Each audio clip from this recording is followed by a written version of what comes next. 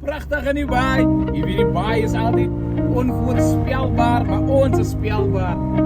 Welkom back guys. Ons is op pad na helemaal cricket toe in Malaga.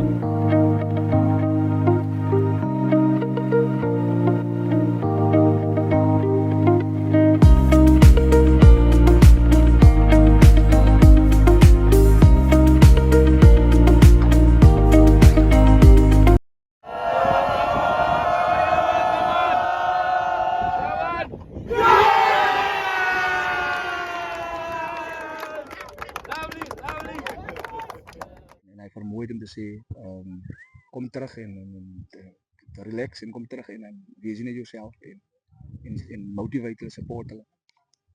Baie dankie Mr. Manny. Ons kan sing nee, die ons is baie gelukkig. Agter weer get agter. Kan sê my ook vir jou as kaptein, hoe was het om 'n hele groep spelers te lei op die veld en soms af van die veld af? Ja. Die mannen gee ons agter te jy. Yes. As daar soms is hy koop 80 rand se eten. Die ding kom nou al lank en ek dink COVID het ons geroof laas keer, maar om vandag 'n champion gekroon te word is phenomenal. Is great. Ek kan nie die gevoel beskryf nie. Vir die eerste maal in Hellevel se history as 'n cricketklub as ons champions en jy weet deur watter challenges kom ons in Hellevel. Massive gun shoot. Hello al die viewers, vir my is dit hands down een van die grootste oomblikke in my lewe.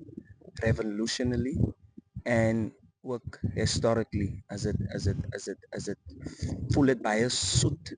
Dit sak baie. Sê my Leroy, hoe voel dit om 'n champion te wees, kampioen? Dit is baie ongelooflik. Dit is 'n lekker gevoel, dit is 'n baie lekker gevoel. En jy weet ja. Toe hy saam die grote manne gespeel en hy's maar 12 jaar oud. Ek leer hom, hy het 'n toekoms na.